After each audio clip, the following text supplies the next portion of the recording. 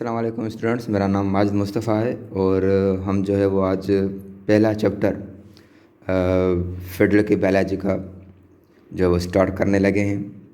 तो इस पहले चैप्टर में हम क्या क्या पढ़ेंगे, पहले हम वो देख लें।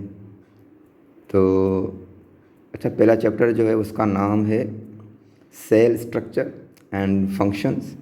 ठीक है, ये है वो पहला चैप्टर और ये कुछ उसके लर्निंग ऑब्जेक्ट्स हैं।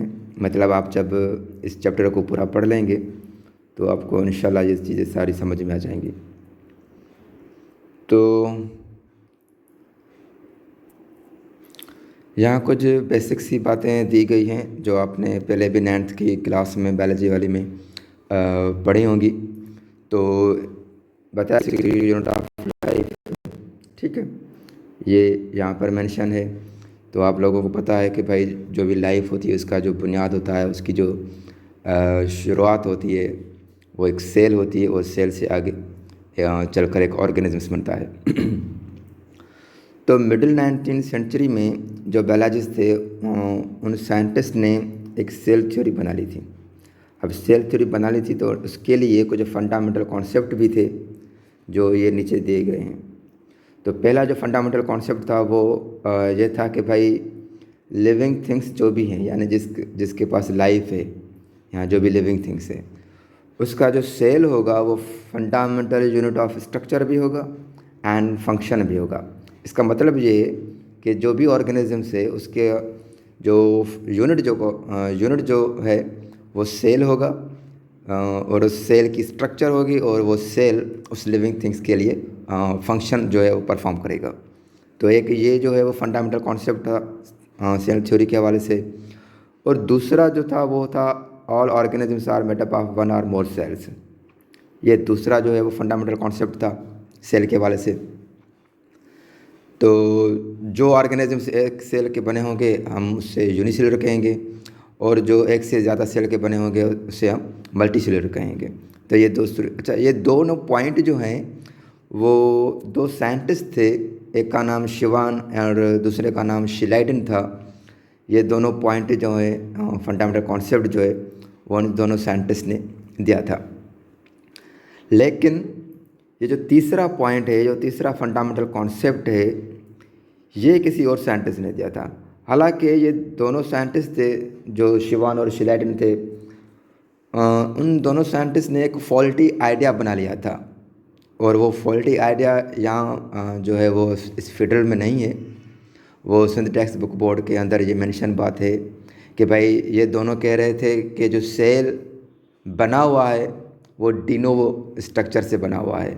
डिनोवो, ठीक है, मैं यहाँ लिख लेता हूँ,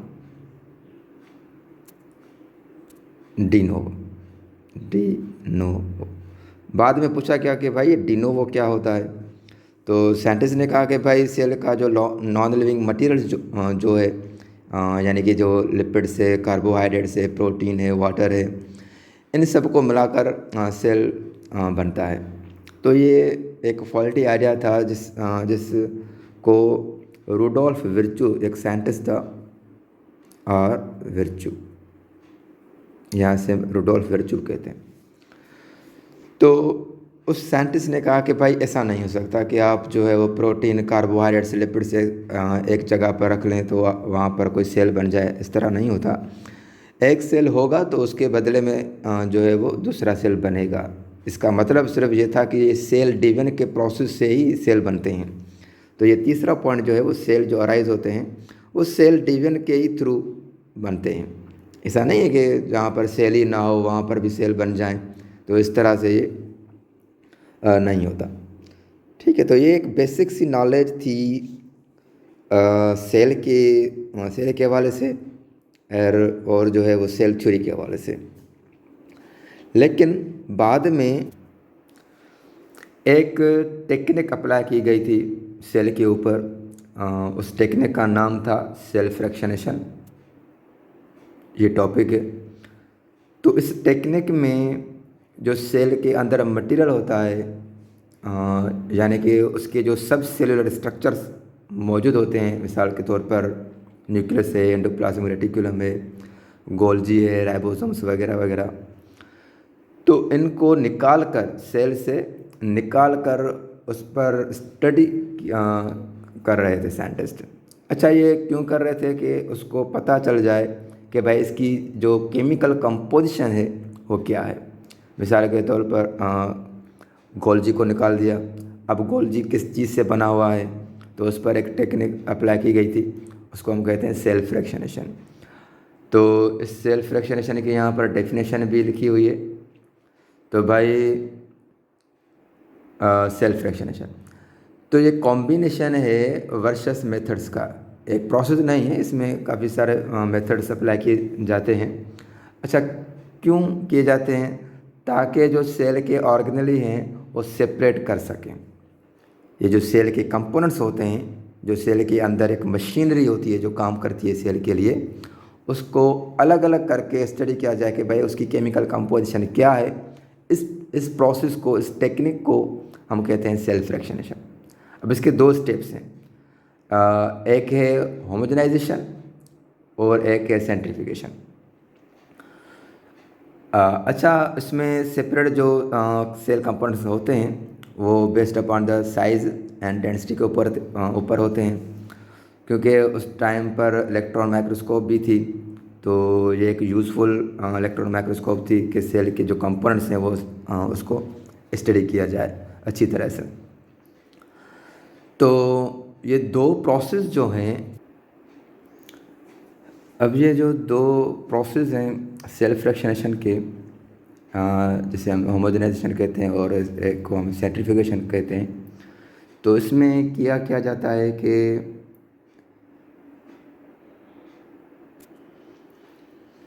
एक मास ऑफ सेल्स, वो मास ऑफ सेल्स जो है वो होमोजेनियस होना चाहिए, यानी जो भी सेल हैं वो एक ही स्ट्रक्चर के होने चाहिए, सारे के सारे सेल जो हैं वो सिमिलर होने चाहिए, क्योंकि बॉडी के अंदर जो सेल्स होते हैं वो आपको पता है कि काफ़ी सारे टाइप के सेल होते हैं।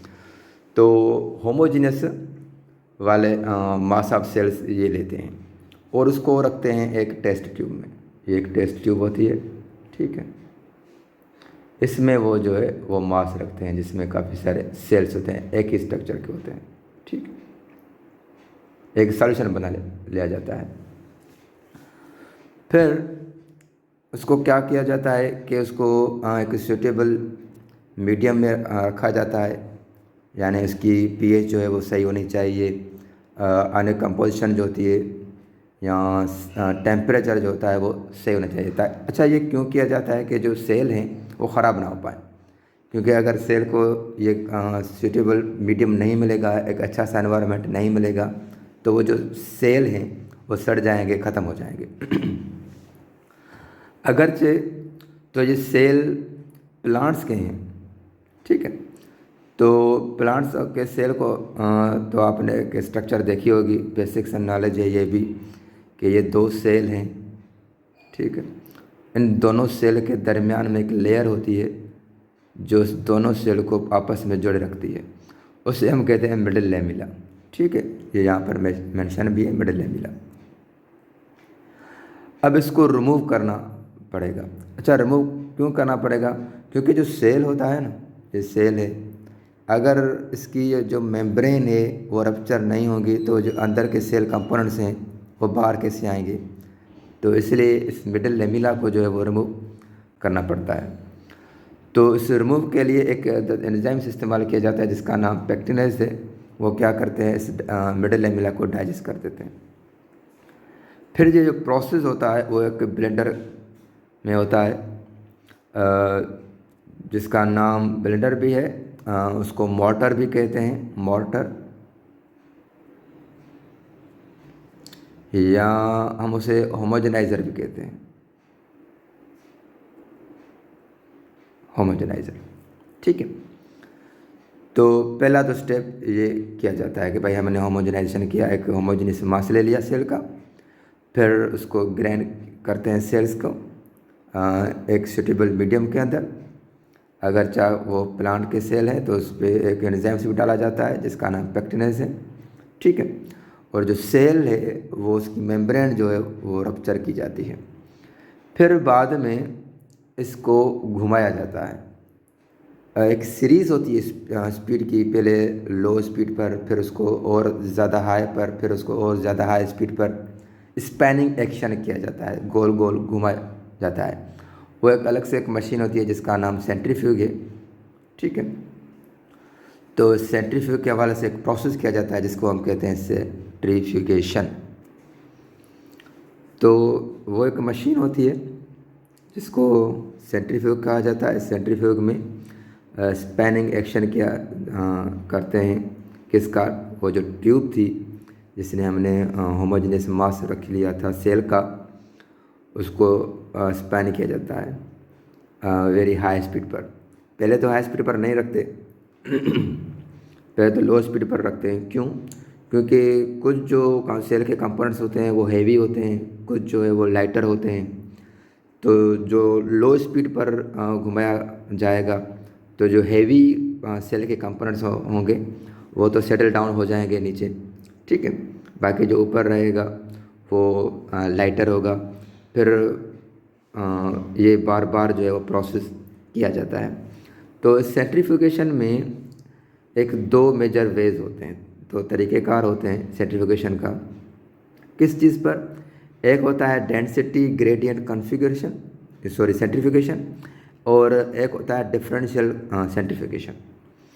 तो इन दोनों में फ़र्क क्या है कि जो डेंसिटी ग्रेडियंट सेंट्रीफ्यूगेशन है उसमें होता ये है कि डिफरेंट लेयर्स अलग अलग बनती है। ठीक है, ये अगर टेस्ट ट्यूब है तो एक यहाँ लेयर बनेगी, एक यहाँ, एक यहाँ, एक यहाँ, तो ये लेयर्स जो है वो बन जाएंगी। अच्छा, ये लेयर्स क्यों बन रही हैं?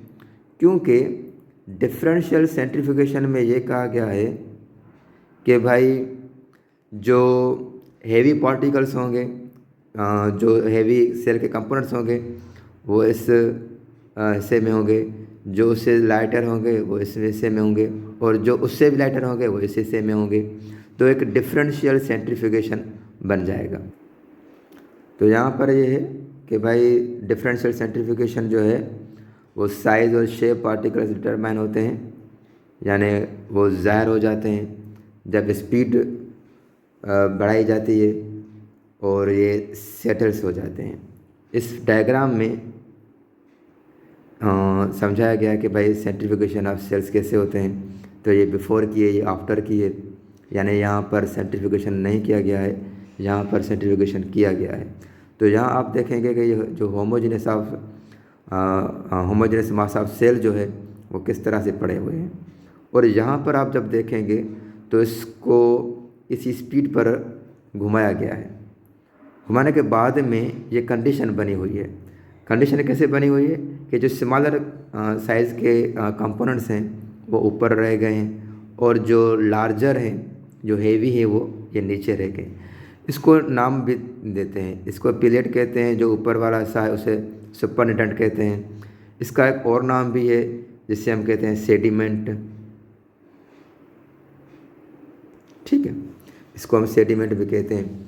फिर क्या कहते हैं कि एक और टेस्ट ट्यूब लेते हैं, ये जो सुपरनेटेंट वाला जो हिस्सा है वो इसमें डालते हैं, फिर उसको सेंट्रीफ्यूग वाली मशीन में रखकर फिर थोड़ी तेज़ी से उसको घुमाया जाता है। ठीक है, बाद में कंडीशन वही सेम यही बन जाएगी कि कुछ जो है वो यहाँ पर मास जो है वो कंपोनेंट्स जो होते हैं सेल के वो यहाँ सेटल डाउन हो जाएंगे, और कुछ जो है वो ऊपर रह जाएंगे। फिर क्या करेंगे, एक और टेस्ट ट्यूब लेंगे